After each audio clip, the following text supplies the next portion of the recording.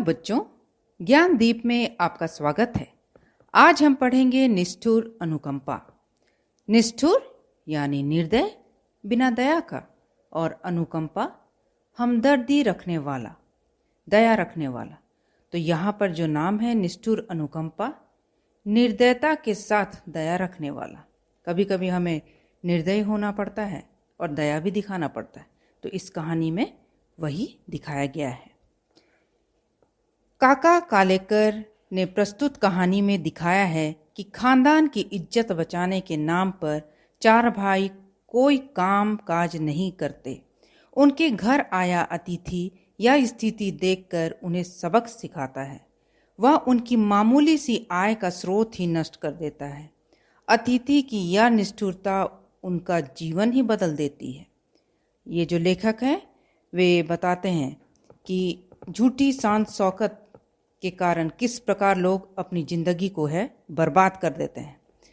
यहाँ पे जो है खानदानी इज्जत को बचाने के लिए चार भाई हैं और चारों पढ़े लिखे और बहुत ही हुनरमंद हैं। उसमें बहुत सारी योग्यताएं हैं, वे सब कुछ कर सकते हैं, लेकिन झूठी शान दिखाने के लिए वे अपने घर से बाहर ही नहीं निकलते हैं कि लोग जान जाएंगे कि हमारे पास कुछ नहीं है। ये जो शान और शौकत है वो केवल दिखावा है। हमारे घर में खाने पीने के भी लाले हैं। वे किसी को दिखाना नहीं चाहते थे और इसलिए घर के अंदर रह के ही गरीबी से जूझ रहे थे। उनके घर आया अतिथि यह स्थिति देखकर उन्हें सबक सिखाता है। एक दिन उसके घर एक अतिथि आता है और वह देखता है कि ये चारों भाई जो है इतने हुनरमंद हैं, इतनी योग्यताएं हैं, लेकिन झूठी शान शौकत के कारण ये काम काज नहीं कर रहे हैं और गरीबी के शिकार हो रहे हैं। तो वो इन सबको सबक सिखाता है। वह उनकी मामूली सी आय का स्रोत ही नष्ट कर देता है। इसके घर में एक सज्जन का पेड़ था, सैयन का ड्रमस्टिक का पेड़। उसकी फलियों को बेच बेच के ये लोग अपना गुजारा कर रहे थे। तो वो जो अतिथि था उस पेड़ को ही काट डालता है। अतिथि की यह निष्ठुरता उनका जीवन ही बदल देती। अतिथि जो है कुछ सोच विचार के वो पेड़ को काट देता है कि ताकि ये चारों बाहर निकले और काम काज करे और इनका जीवन जो है अच्छा हो जाए।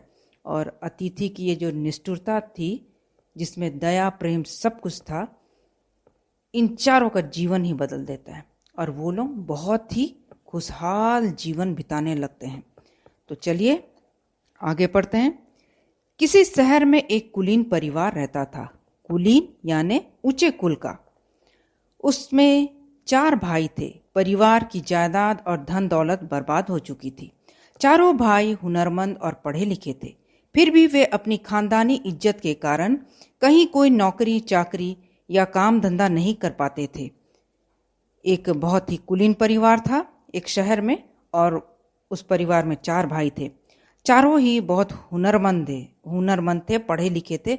उसमें किसी बात की कमी नहीं थी, लेकिन झूठी शान को दिखाने के चक्कर में ये लोग ना नौकरी करना चाहते थे, ना ही काम धंधा, और वैसे गरीबी में ही अपना दिन काट रहे थे।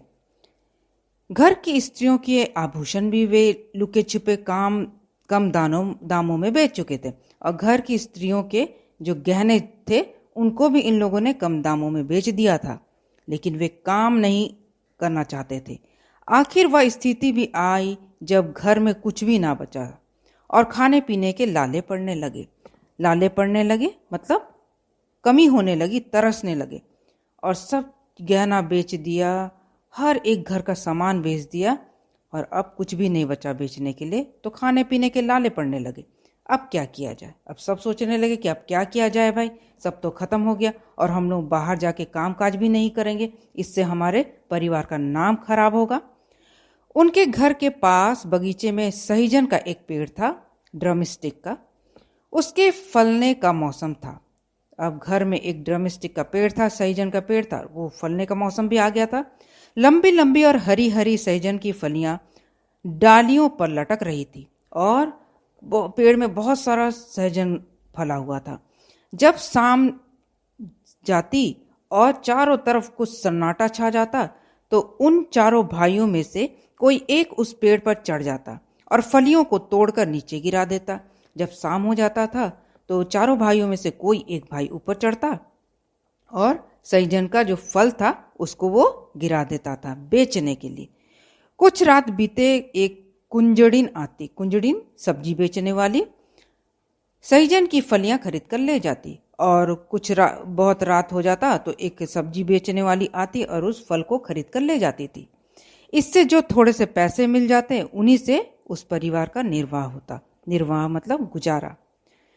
और सहजन बेचने से कुछ पैसे मिलने से ये लोग अपना घर का गुजारा कर रहा था। दिवाली के बाद एक दिन उनका एक रिश्तेदार उनके घर आया। अब दिवाली हुई, उसके बाद एक रिश्तेदार आया घर में। उसे इन लोगों की बुरी दशा की जानकारी ना थी। जब भोजन तैयार हुआ तो बड़े भाई ने बहाना बनाया, आज मेरा सोमवार का व्रत है, मैं खाना ना खाऊंगा। दूसरे ने कहा, मेरे पेट में दर्द उठ रहा है, डॉक्टर ने खाने को मना किया है। तीसरे भाई का कहना था कि उसे अपने दोस्त के घर दावत में जाना है और जब मेहमान आए तब मेहमान का तो खातिरदारी करना है, इनको अपना शान और शौकत दिखाना है। तो जितना भी खाना बनता था वो मेहमान के लिए होता था और ये तीनों भाई जो थे वे कुछ ना कुछ बहाना करके निकल जाते थे। सबसे छोटा भाई घर में आए हुए मेहमान के साथ खाना खाने बैठा। 2 थालियां लगाई गई। जब दोनों जन खाने बैठे तो बूढ़ी माँ मेहमान से खाने का खूब आग्रह करती रही। अब छोटा भाई जो है वो मेहमान के साथ खाने बैठा, थाली भी परोसा गया, लेकिन बूढ़ी माँ जो थी वो बार बार मेहमान को ही पूछती थी, आप कुछ लीजिए, आप कुछ लीजिए, है ना।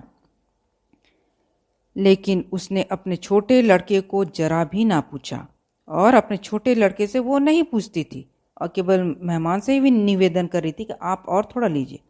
वह लड़का भी बड़ा सधा हुआ था। कोई चीज परोसी जाती इससे पहले ही हाथ हिलाकर कह देता, मुझे नहीं चाहिए। और वो छोटा बेटा जैसे उसकी माँ बोलती थोड़ा ले लो बेटा, तो वो मना कर देता था, क्योंकि वह जानता था कि भोजन घर में इतना ही है और मेहमान का खातिरदारी करना है। उसे मालूम नहीं होना चाहिए कि हमारी परिस्थिति जो है बहुत ही खराब हो चुकी है। इस तरह 2 बार भोजन करने पर मेहमान ताड़ गया कि ये लोग गरीबी के शिकार हो रहे हैं। अब मेहमान जो 2 दिन खाना खाया वो उससे ही उसे पता चल गया, समझ गया, ताड़ गया मतलब समझ गया कि ये लोग गरीबी के शिकार हो गए। इनका जो शान शौकत दिखावा है ये केवल एकमात्र ऐसे ही दिखावा है और कुछ नहीं, इसके पास कुछ नहीं, इनके घर में और कुछ नहीं है। फाका काशी के मारे घर की हालत खराब है। फाका काशी यानी भूखमरी के कारण, है ना, खाने के लिए भी कुछ नहीं है और घर का हालत जो है बहुत खराब है। ये लोगों को खाने के लिए भी नहीं मिल रहे हैं, खाने पीने की तकलीफ बढ़ गई है, फिर भी इन्हें फिक्र नहीं है। बोलते इन लोगों को खाने नहीं मिल रहा है। चारों बच्चे जो है इतना एजुकेटेड हैं और योग्य हैं, लेकिन फिर भी ये लोग बाहर नहीं जा रहे हैं, केवल अपना बड़प्पन के कारण कि हमारा परिवार जो है बड़ा ऊंचा खानदान के हैं, हम कहीं भी काम नहीं करेंगे। किसी तरह उस रात का खाना खाकर वह मेहमान बरामदे में सो गया। अब मेहमान जो है उस रात खाना उना खाया और बरामदे में सो गया। सो क्या गया, उसने सोने का ढोंग रचा। वो सोया क्या था, केवल जागा हुआ था, ढोंग कर रहा था, नाटक कर रहा था। करीब 10 बजे रात को वह कुंजड़िन आई, सब्जी वाली। बड़े भाई ने बड़ी सावधानी से बिल्ली की तरह दबे पैरों से पेड़ पर चढ़कर सहजन की काफी फलियां तोड़ी। अब जब सब्जी वाली आई तो बड़ा भाई आया और एकदम दबे पैर धीरे धीरे धीरे कर पेड़ पर चढ़कर सहजन का फलियां को तोड़ा। कुंजड़िन जानती थी कि इस वक्त इनकी गरज है, वह जो दाम देगी वही ले लेंगे, ज्यादा पैसा उससे ना मांगेंगे। जब बड़ा भाई टोकरी में सहजन की फलियां लेकर कुंजड़िन के पास आया तो उसने दाम कम दिए और कहा, आजकल सहजन की मांग नहीं है, मुझे भी बाजार में लाभ नहीं मिलता। अब मैं तुमको पहले की तरह ज्यादा कीमत नहीं दे सकती।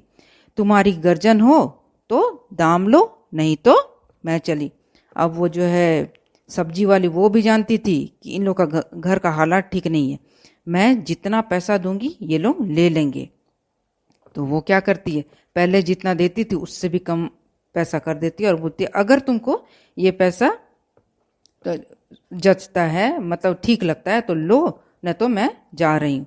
तो ये लड़का जो है वो पैसा ले लेता है क्योंकि उन लोगों को जरूरत थी, है ना। बड़े भाई ने मुंह पर हाथ रखकर कहा, तुम जितनी देना चाहो दे दो, मगर जोर से मत बोलो। बरामदे में हमारे मेहमान सो रहे हैं, जाग जाएंगे। बड़ा भाई बोलता है, अरे चुप चुप, धीरे से बोलो, धीरे से, कहीं मेरा मेहमान ना सुन ले और उसे पता ना चले कि हमारा हालत कैसे है। मतलब तुम जितना पैसा देना चाहती हो दे दो और दबे पांव यहाँ से चला जाओ। कुंजड़िन ने इस मौके का लाभ उठाकर उन फलियों के दाम और भी घटा दिए। जब कुंजड़िन देखी कि ये तो मुझे चुप कर रहा है, मजबूरी में लेगा ही पैसा जितना देना है, तो वो और दाम कम कर देती है और लाचार होके बड़े भाई को उतने ही पैसे लेने पड़ते हैं जितने कुंजड़िन ने दिए। और कुंजड़िन पैसा का मतलब सज्जन का जो दाम था घटा घटा के बहुत कम कर देती है और लाचार होके, बेबस होके उस लड़के को पैसे लेने पड़ते हैं, क्योंकि इसी पैसे से उनका गुजर बसर होता था। तो बच्चों, ये फर्स्ट पार्ट निष्ठुर अनुकंपा का यहीं खत्म होता है। नेक्स्ट पार्ट में फिर से मिलेंगे। Thank you.